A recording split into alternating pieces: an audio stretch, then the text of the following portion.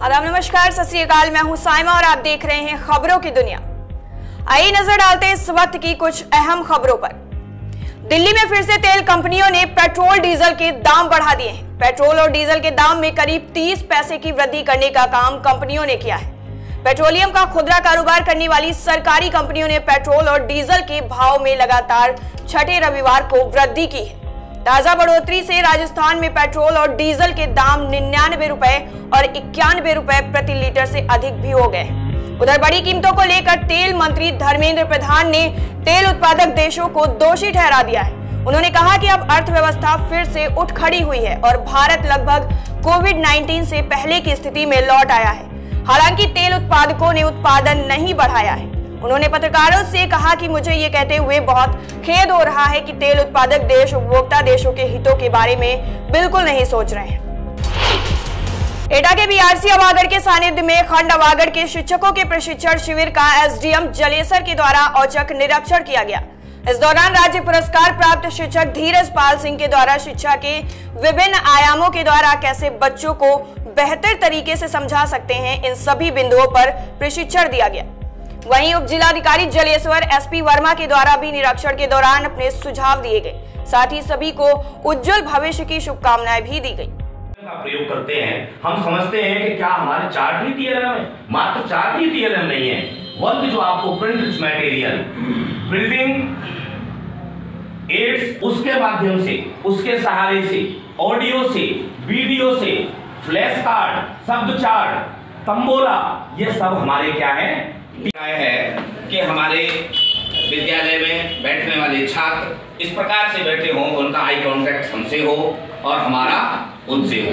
कमजोर छात्र जिन्हें कम सुनाई देता है वे आगे बैठें, जिन्हें कोई देखने में दिक्कत है वे भी आगे बैठें। इस प्रकार गोलाकार, अर्धचंद्राकार, छोटे समूह, बड़े समूह हमारे शिक्षण और दक्षताओं को सिखाने के लिए जिस प्रकार की बैठक की आवश्यकता है वह बैठक व्यवस्था हम उसमें सम्मिलित करें। ज्ञान होगा वो एक बेहतरीन नागरिक तैयार करने में मदद करेगा। तो आप लोगों से गुजारिश और निवेदन यही है कि आप लोग बेहतर से अपना इसको ग्रहण करें और आप अपने क्लासरूम तक इसको अपने बच्चों के माध्यम से सरकार की, एनसीईआरटी की, उत्तर प्रदेश और भारत सरकार की इस बेहतरीन योजना को आम नागरिक तक पहुँचाने का काम करें। Thank you. हाथरस में 14 फरवरी को प्रभारी मंत्री भूपेंद्र सिंह चौधरी ने भाजपा जिलाध्यक्ष जिलाधिकारी रमेश रंजन की उपस्थिति में पंडित दीनदयाल उपाध्याय आश्रम पद्धति का शिलान्यास पूरे विधि विधान के साथ किया। भूपेंद्र सिंह चौधरी ने अपनी और उत्तर प्रदेश सरकार की ओर से शुभकामनाएं देते हुए कहा कि ये विद्यालय इस क्षेत्र के लिए मील का पत्थर साबित होगा। उन्होंने ये भी कहा कि मुझे विश्वास है निश्चित अवधि में निर्माण कार्य पूरा कर लिया जाएगा। यह विद्यालय इस क्षेत्र के साथ साथ पूरे जनपद के बच्चों को शिक्षा देने का काम करेगा। साथ ही उन्होंने कहा कि सरकार की प्राथमिकताओं में भी है कि समाज को शिक्षित बनाते हुए समाज की मुख्य धारा से जोड़ना। हम सब लोग मिलकर आने वाली पीढ़ी को शिक्षित करेंगे और आने वाले समय के लिए तैयार भी रहेंगे। साथ ही उन्होंने कहा कि जो समाज शिक्षा में पिछड़ जाता है वो कहीं ना कहीं समाज की मुख्य धारा से अलग हो जाता है। हम सबको मिलकर भारत सरकार और उत्तर प्रदेश सरकार द्वारा चलाई जा रही योजनाओं का लाभ पात्रियों तक पहुंचाना होगा। वहीं इस मौके पर भाजपा जिलाध्यक्ष गौरव आर्य विधायक के साथ कई लोग उपस्थित रहे। मौजूदा सरकार एक तरफ सभी बेसहारा लोगों को घर देने की बात करती है तो दूसरी तरफ उनके सरकारी अफसर उनके इरादों पर पानी फेरते नजर आ रहे हैं। दरअसल कन्नौज में गरीब बेसहारा लोगों की झोपड़ियों को उजाड़ने की साजिश रची जा रही है। आपको बता दें कि 40 साल बाद मुख्यमंत्री के आदेश पर इन बेसहारा लोगों को आवास दिया गया है, लेकिन पुलिस प्रशासन अपनी दबंगई दिखा रहा है। गरीबों को धमकाते हुए उनके आवास पर मौखिक रूप से धारा 151 लागू कर दी है। अब इन पुलिस वालों की दबंगई के चलते देखने वाली बात यह है कि बेसहारा और गरीब लोगों को आखिर कब न्याय मिलेगा। क्या आप कौन सा परवा है आपका बताओ?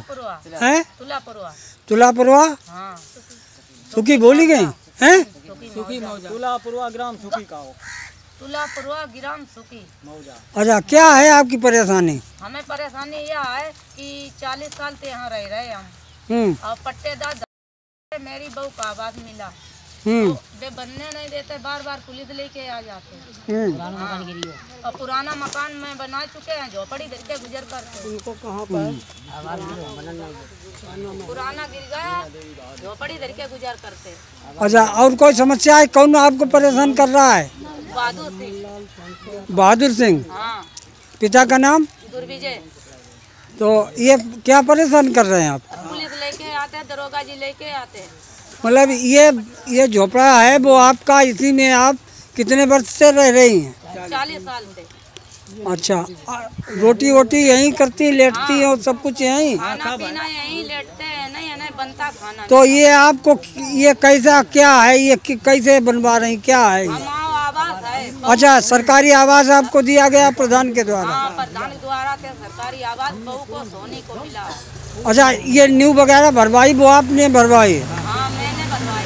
अब दूसरे लोग जो हैं आपको आतंक करे, नहीं बनने देना चाहते? नहीं बनने देता है, और खाने पीने को करने को दुश्वार करे, तुमको निखार देंगे, भगा देंगे, झोपड़ी मांग लगा देंगे। अच्छा, आपको अब क्या चाहिए? हमारा आवास बन जाए, मेरी जगह भी मिल जाए। अच्छा अच्छा, और कुछ कहना है आपको किसी को? हाँ बताओ, क्या है इनका मामला भाई? यही मामला है साहब, गाली के लोग रोक देते हैं, पुलिस लेके क्या कहते हैं? कि साहब यहाँ मकान ना बनाओ। ये कितने साल से यहाँ रह रही हैं? हम 40 साल से रह रहे हैं। 40 साल से?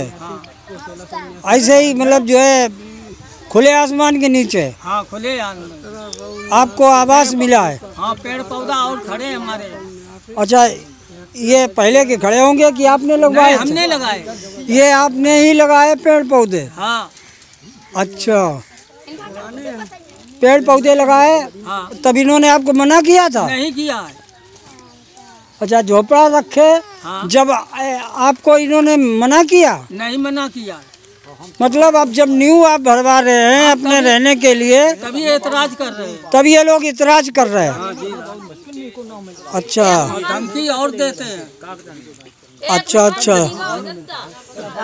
आपको कुछ कहना है?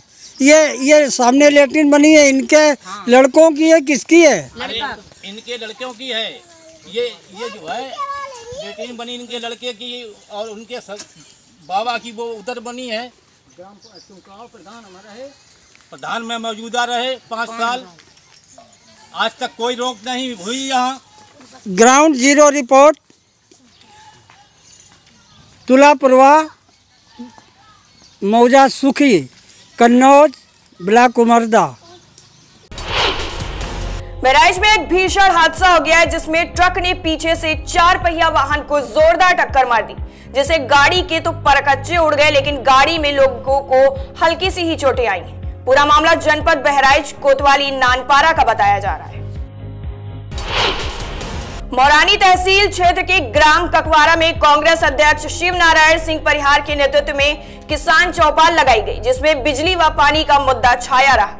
पथराई बांध से बेरबई ककवारा तक नहर का विस्तारीकरण किए जाने से सैकड़ों किसानों की जमीन को पानी का लाभ मिलेगा।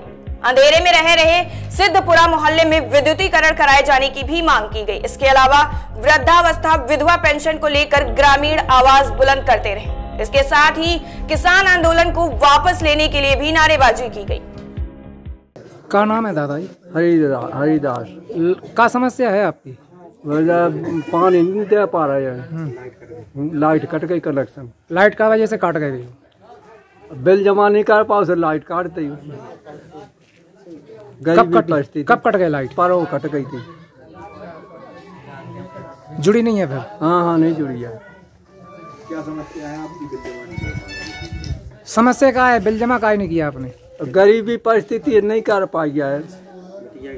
बिटिया की शादी, नातन की शादी करी, नहीं कर पाई। अब पालन करे क्या, बताओ क्या करे? डुकैया है, सब हमारा दही ऑपरेशन कराऊ को। अलीगढ़ के अतरौली नगर में स्पोर्ट्स स्टेडियम पर इतिहास में पहली बार अंडर 14 3 दिवसीय टेस्ट मैच का आयोजन किया गया।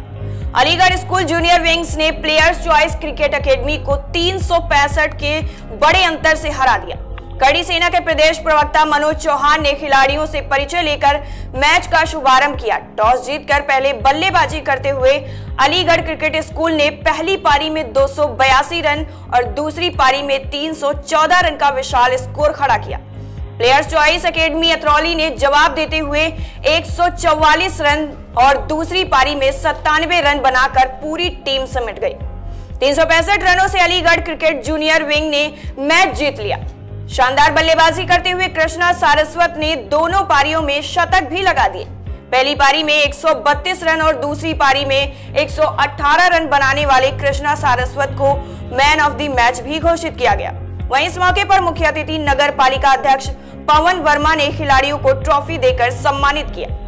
एम्पायरी भी अच्छी की, बाकी सब बेहतर रहा और चेयरमैन साहब आगे ये और अच्छा रहा। आप सबके लिए आपके स्टेडियम में कुछ ना कुछ कराएंगे, उन्होंने कह दिया है। और मैं एक बार राहुल बाबू से जरूर कहलवाऊंगा कुछ। राहुल भाई, 3D मैच के उपलक्ष्य में आयोजित समापन समारोह के मुख्य अतिथि हमारी अतरौली नगर पालिका के अध्यक्ष आदरणीय पवन वर्मा जी और उनके साथ और मेरे साथ पधारे धनंजय वर्मा और प्रशांत मुदगल जी, ये दोनों भी बहुत पुराने क्रिकेटर रहे हैं। खेला क्रिकेट मैं भी हूँ, लेकिन मैं इतना बढ़िया प्लेयर नहीं रहा, बस खेलता रहा। और हमारे साथ आए हमारे कुणाल छवाशर और संतोष जी।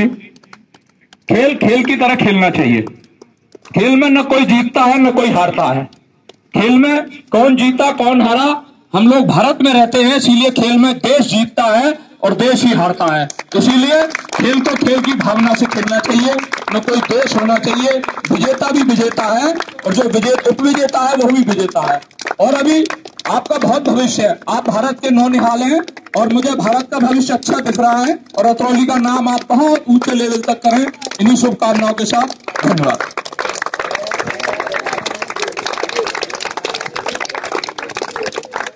धन्यवाद, बेस्ट ऑफ लक। जलवायु कार्यकर्ता ग्रेटा थनबर्ग के साथ केंद्र की तीनों कृषि कानूनों के खिलाफ किसान आंदोलन से संबंधित टूल किट शेयर करने के आरोप में 22 साल की जलवायु कार्यकर्ता दिशा रवि को दिल्ली पुलिस ने बेंगलुरु से गिरफ्तार कर लिया है। दिशा रवि को रविवार को पूछताछ के लिए उनके घर से बुलाया गया था और बाद में उन्हें गिरफ्तार कर लिया गया। गिरफ्तारी को लेकर एक वरिष्ठ पुलिस अधिकारी ने कहा है कि टूल किट मामले के संबंध में ये पहली गिरफ्तारी है। पुलिस ने दावा किया है कि दिशा रवि टूल किट और गूगल डॉक की एडिटर भी रह चुकी हैं और इस दस्तावेज के निर्माण और प्रसार की प्रमुख षड्यंत्रकारी भी हैं। पुलिस ने यह भी दावा किया है जलवायु कार्यकर्ता समेत अन्य लोगों ने भारत में कृषि कानूनों के खिलाफ असंतोष फैलाने के लिए खालिस्तानी पोएटिक जस्टिस फाउंडेशन का सहारा भी लिया है।